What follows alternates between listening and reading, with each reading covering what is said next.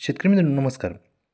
बघा आपल्या पिकामध्ये ज्यावेळेस 40 ते 60% रस शोषण करणाऱ्या किडींचा प्रादुर्भाव आपल्याला झालेला दिसून येतो. त्यावेळेस आपण इतर जे कीटकनाशक आहेत ते मारल्यानंतर त्या ठिकाणी कंट्रोल होत नाही. अशा वेळेस आपण वेगवेगळे स्ट्रॉंग कीटकनाशके घेणे गरजेचे असते. त्याच अनुषंगाने शेतकरी मित्रांनो आज आपण BASF कंपनीने आणलेल्या इफिकॉन या कीटकनाशकाविषयी माहिती घेण्याचा थोडक्यात प्रयत्न करणार आहोत.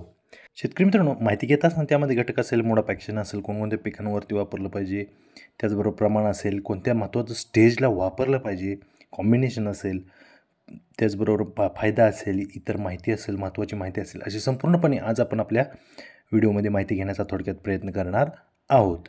शेतकरी मित्रांनो आता इफिकॉन या कीटकनाशकामध्ये घटक बघितलं तर डिम्प्रोपायरिडाइज जे की 120 ग्रॅम पर लिटर आपल्याला दिलेले आहे.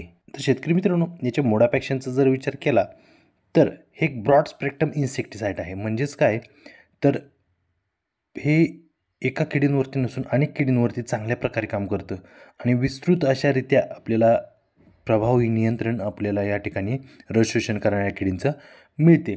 त्याचबरोबर हे एक सिस्टमिक इन्सेक्टिसाईड आहे. म्हणजेच पिकाच्या स्प्रे केल्यानंतर पानाद्वारे असेल, मुळाद्वारे असेल, आतमध्ये जाऊन येणाऱ्या किडींवरती चांगल्या प्रकारे रोकथाम करण्याचं काम करताना आपल्याला दिसून येईल.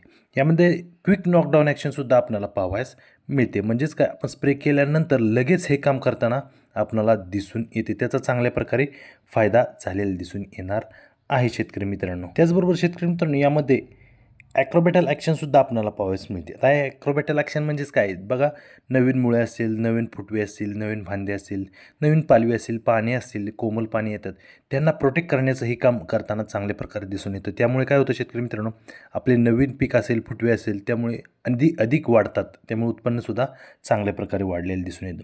शेतकरी मित्रांनो याचा जर स्प्रे केला तर बघा हे एक नर्वस सिस्टीमवरती, त्या किडींच्या नर्वस सिस्टीमवरती म्हणजे मज्जासंस्थेवरती चांगल्या प्रकारे काम करताना दिसून येतं आणि ते काय होतं जलद प्रमाणात आतमध्ये जातं शरीरात आणि त्या ठिकाणी त्या नर्वस सिस्टीमवरती अटॅक केल्यानंतर त्यांना पॅरालाइज होतात त्या किडी. त्यांना काही अन्नग्रहण काहीच करता येत नाही. त्यामुळे त्या ठिकाणी उपाशीपोटी ते मेले जातात. त्याचबरोबर यामध्ये ट्रान्सलमिनर ॲक्शनसुद्धा पाहावयास मिळते. म्हणजेच बघा जे थ्रिप्स असेल, पांढरी माशी असेल, इतर ज्या रस शोषण करणाऱ्या किडी ते पानाच्या पाठीमागे असतात.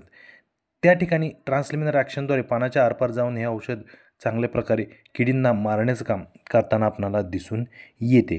त्याचबरोबर शेतकरी मित्रांनो हे अंडे असेल, लार्वा असेल, त्याचबरोबर अडल्ट साईज असेल, अशा सर्व साईजवरती चांगल्या प्रकारे काम करताना इफिकॉन आपणाला दिसून येणार आहे.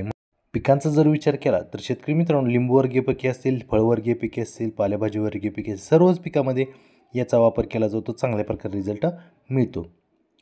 शेतकरी मित्रांनो आता किडींवरती नियंत्रण बघायला गेलं तर प्रथम बघितलं तर थ्रिप्स. शेतकरी मित्रांनो या थ्रिप्समुळे नवीन पालवी असतील, नवीन फुटवे असतील, यावरती थ्रिप्स अटॅक केल्यानंतर रसग्रहण केल्यानंतर त्या ठिकाणी वाकडी पाने झालेली दिसून त्यामुळे खूप मोठ्या प्रमाणात नुकसान झालेलं दिसून त्यावरती सुद्धा चांगल्या प्रकारे दिसून. पांढरी माशी असेल तर पांढरी माशी काय करते जे एका ठिकाणाहून दुसऱ्या ठिकाणी रसग्रहण करण्याचे काम करते आणि त्यामुळे काय होतं व्हायरस आपल्या पिकामध्ये होतो. त्यामुळे सुद्धा खूप मोठ्या प्रमाणात नुकसान होते. तुडतुडे असतील, त्याचबरोबर फुलकिडे असतील, अशा ज्या रस शोषण करणाऱ्या किडे आहेत त्यांवरती चांगल्या प्रकारे रिझल्ट मिळून जातो.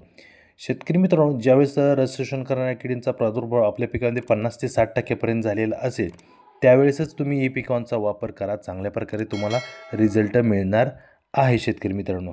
शेतकरी मित्रांनो आता स्टेजचा जर विचार केला तर आपण कोणत्याही स्टेजला पिकाच्या कोणत्याही स्टेजला याचा वापर करू शकतो.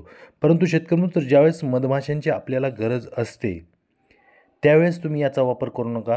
कारण की मधमाशा आपल्याला परागीभवनासाठी खूप महत्त्वाचे असतात. त्यावेळेस तुम्ही याचा वापर करू नका, तुम्हाला रिझल्ट मिळणार नाही. इतर सर्व स्टेजला याचा वापर करा, नक्कीच चांगल्या प्रकारे रिझल्ट मिळणार आहे शेतकरी मित्रांनो. शेतकरी मित्रांनो आता रेनफास्टनेसचा जर विचार केला तर एक सिस्टमिक असल्यामुळे बघा आपण स्प्रे केल्यानंतर जरी 2 तासानंतर जरी पाऊस आला तरी आपणाला चांगल्या प्रकारे रिझल्ट मिळणार आहे. कालावधीचा जर विचार केला तर शेतकरी मित्रांनो 10 ते 12 दिवस हे चांगल्या प्रकारे आपल्या पिकात काम करताना दिसून येणार आहे. याचा चांगल्या प्रकारे फायदा होतो शेतकरी मित्रांनो. शेतकरी मित्रांनो आता कॉम्बिनेशनचा जर विचार केला तर यामध्ये आपण सर्वच कॉम्बिनेशन घेऊ शकतो. परंतु शेतकरी मित्रांनो आलेल्या लेबलच्या सल्ल्यानुसार तुम्ही कॉम्बिनेशन घ्या. काय होतं काही वेळेस आपण या ठिकाणी संदर्भासाठी माहिती सांगत असतो, परंतु काही शेतकरी ते करतात, परंतु अगोदर चेक करा तुम्ही ते द्रावण फुटतं आहे का. फुटत नसेल तर नक्की घ्या. यामध्ये कॉम्बिनेशन बघितलं थोडक्यात तर यामध्ये आपण लिक्विड स्वरूपातील 0,34 असेल, 1340-13 असेल, 1261 असेल. त्याचबरोबर इन्सेक्टिसाईडमध्ये बघितलं तर प्रोक्लेम घेऊ शकतो आणि टॉनिकमध्ये बायोटेक्स असेल, ॲमिनो ॲसिड असेल, जिब्रेलिन असेल याचा वापर करू शकतो आपण. तुम्हाला चांगल्या प्रकारे रिझल्ट मिळणार आहे. शेतकरी मित्रांनो, यामध्ये स्पिनॅटोरम, ॲसिफेट असेल, प्रोफेनोफॉक्स असेल, सायफ्लोमेथ्रिन असेल यासारखे जे कीटकनाशक आहेत त्यांचा तुम्ही वापर करू नका. तुम्हाला रिझल्ट मिळणार नाही किंवा कॉम्बिनेशन हे फुटून जाईल याचा नक्कीच तुम्ही वापर करू नका. आता शेतकरी मित्रांनो, प्रमाणाचा जर विचार केला तर 1.5 ते 2 ml पर लिटर घेऊन तुम्ही स्प्रे करू शकता. आलेल्या लेबलच्या सल्ल्यानुसार तुम्ही घेऊन स्प्रे करा. नक्की तुम्हाला त्या ठिकाणी चांगल्या प्रकारे रिझल्ट मिळणार आहे शेतकरी मित्रांनो.